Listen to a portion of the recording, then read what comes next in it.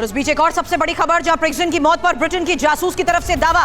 MI6 के पूर्व जासूस क्रिस्टोफर स्टील का यह दावा, प्रिगजिन की हत्या की सुपारी दी गई। रूस की बिजनेस कम्युनिटी ने हत्या की सुपारी दी है। बहुत बड़ा दावा है ब्रिटेन के पूर्व जासूस की तरफ से कि प्रिगजिन की हत्या की सुपारी दी गई थी। प्रिगजिन की मौत पर अब एक्सप्लोसिव खुलासा हम करने जा रहे हैं। ब्रिटेन के पूर्व जासूस क्रिस्टोफर स्टील का यह दावा सामने आया है, जिसमें कहा गया है कि वैगनर चीफ की हत्या की सुपारी दी गई थी। बाकायदा बगावत के बाद से टारगेट पर थे प्रिगजिन। और बिजनेस कम्युनिटी ने प्रिगजिन की सुपारी दी थी, जहां प्रिगजिन की हत्या के पीछे राष्ट्रपति पुतिन नहीं है। MI6 के पूर्व जासूस रह चुके क्रिस्टोफर स्टील की तरफ से किए जा रहे इस दावे को लेकर कितनी हकीकत आपको इसमें नजर आती है? क्योंकि स्पेकुलेशंस मनीष कई लगाए जा रहे हैं। अब देखिए, प्रिगोजिन के दुश्मनों की कमी तो थी नहीं। वो अमेरिका के लिए मोस्ट वांटेड थे, ब्रिटेन के लिए मोस्ट वांटेड थे, यूक्रेन के लिए तो थे ही, यूरोपीय देशों के लिए थे, और साथ ही साथ रूस में भी उन्होंने दर्जन भर से अधिक दुश्मन तो पाल ही लिए थे। 24 जून की बगावत के बाद खास करके जब वो बेलारूस पहुंचे, और बेलारूस में जब वो पोलैंड के बॉर्डर पर पहुंचे, तो एक ऐसा क्षण आया जब लगा कि रूस और नाटो के बीच सीधे लड़ाई होगी। तो वैसी स्थिति में रशियन एलिट्स भी इस बात को लेकर परेशान थे कि अगर रूस और नाटो के बीच लड़ाई हुई तो फिर सबका सर्वनाश होना तय है। तो एक थ्योरी हो सकती है जो क्रिस्टोफर स्टील कह रहे हैं, लेकिन वहीं दूसरी तरफ अगर आप देखें तो वैगनर ग्रुप इन सब थ्योरी पर यकीन नहीं करता। उनका कहना है कि हमारे देश के गद्दारों ने ही इसे मारा है। अब वो गद्दार कौन है? कौन ऐसे लोग हैं जिनके कहने पर एयर डिफेंस का सवाल यही है मनीष कि कौन है वो जिसने सुपारी दी होगी। जी द्विवेदी सर, मैं आपके पास आ रही हूँ। जिस तरह की बात सामने आ रही है कि ब्रिटेन के पूर्व जासूसी अधिकारी कह रहे हैं कि उनको सुपारी देकर मार दिया गया, तो किसने दी गई होगी सुपारी? क्या वाकई ये सुपारी उसी मुल्क की तरफ से आई जिस मुल्क के साथ उसने बगावत की, यानी रशिया के साथ, या फिर अमेरिका और यूक्रेन और ब्रिटेन, ये तमाम मुल्क ऐसे हैं जो सोच सकते हैं कि सुपारी देकर मारा जा सकता है?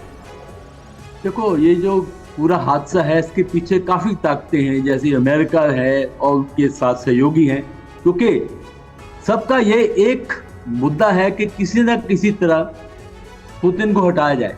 क्योंकि पुतिन जो है अभी ऐसा एक कांटा बन चुके हैं वेस्ट के लिए, अमेरिका के लिए, तो उनको हटाना जो है सबका एक ही मुद्दा है। और उसके लिए प्रिगोजिन जो है वो काफ़ी अच्छी भूमिका निभा सकते थे। तो मैं इसमें पूरा सहमत हूँ कि CI की इन्वॉल्वमेंट पक्की होगी। और ये काफ़ी बड़ी साजिश थी, और जिसमें उनका ये पुतिन का टारगेट करना, आप हादसा नहीं मानते? उसका मुद्दा, मतलब आप हादसा नहीं मानते? नहीं, ये हादसा नहीं है, बिल्कुल हादसा नहीं, क्योंकि अगर आप बिंदु जोड़ेंगे तो साफ नजर आता है। बल्कि जब बगावत हुई थी तो बहुत से जो विशेषज्ञ थे वो कह रहे थे कि जो प्रिगोजिन है ये 2-3 महीने के अंदर ही इसका कोई अगर ये सब कुछ प्री प्लान था तो क्या कर्नल डिन्नी, मेरा सवाल आपसे है, आसानी से क्लीन चिट यूक्रेन को दे दें? ये सवाल मैंने आपसे इसलिए किया क्योंकि जैसे मनीष ने बताया कि वांटेड लिस्ट में तो ये अमेरिका के भी रहे हैं।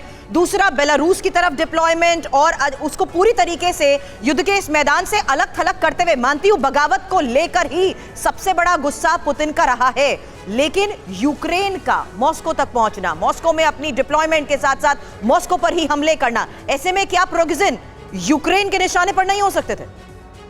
मैम, रशिया के संबंध में हम कुछ भी कभी भी रूल आउट नहीं कर सकते, क्योंकि कभी भी कुछ भी हो सकता है, इस तरह का है। लेकिन यहाँ पर एक और जो आप लोग थियोरी दिखा रहे थे मैम, उसमें एक और थियोरी होना चाहिए कि वैगनर ग्रुप के अंदर ऐसे लोग थे जो कि प्रिगोजिन से खुश नहीं थे कि वो मॉस्को तक जाए और वापस आ गए। वो चाह रहे थे कि मॉस्को पे अटैक हो। तो एक ऐसा ग्रुप भी था जो इनके खिलाफ थे।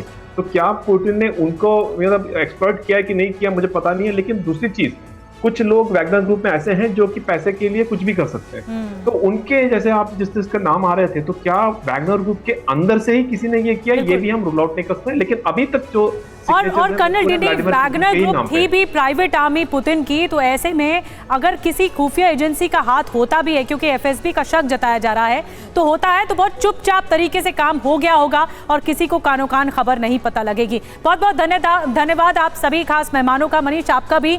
अब अगले कुछ दिन बहुत इंपॉर्टेंट होने वाले हैं और मॉस्को में क्या कुछ होता है ये देखने वाली बात होगी। लेकिन इस बीच वैगनर लड़ाकों को पुतिन की जिस तरीके से सीक्रेट आर्मी माना जाता था, एक ऐसी फौज जिसने बीते 9 साल में पुतिन के लिए कई जंग भी लड़ी हैं, ऐसे मोर्चों को जीता है जहां पर रूसी सैनिक सीधे तौर पर नहीं उतर सकते थे, फिर चाहे बात सीरिया की हो या अफ्रीका देशों में ऐसे फैले गृह युद्ध की। बिल्कुल सुरभि, और वैगनर लड़ाकों ने पुतिन को कभी निराश नहीं किया था अब तक। एक बगावत सामने आई और देखिए सब कुछ पलट गया। एक रिपोर्ट की माने तो फिलहाल अलग अलग देशों में 6000 से ज्यादा वैगनर लड़ाके पुतिन के लिए लड़ रहे हैं।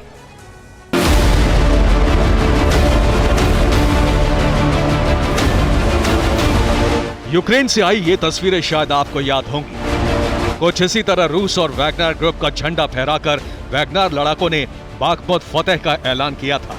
वो बाखमुत जिसकी जमीन पर खड़ा होना भी रूसी फौज के लिए मुश्किल हो रहा था।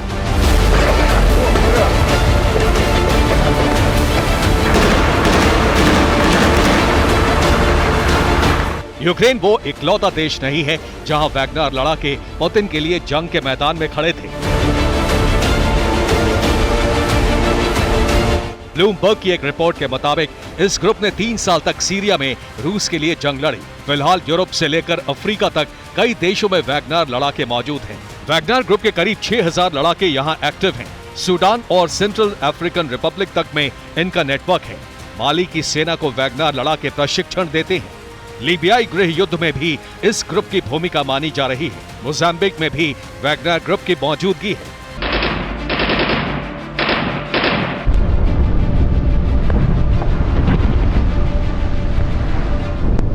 प्रिगोजिन की बगावत के बाद माना जा रहा था कि इन देशों में मौजूद लड़ाके जंग छेड़ सकते हैं, जिससे रूस के लिए अपना एजेंडा पूरा करना बेहद मुश्किल होगा, क्योंकि वैगनर लड़ाके पूरी तरह से येवगेनी प्रिगोजिन को रिपोर्ट करते थे।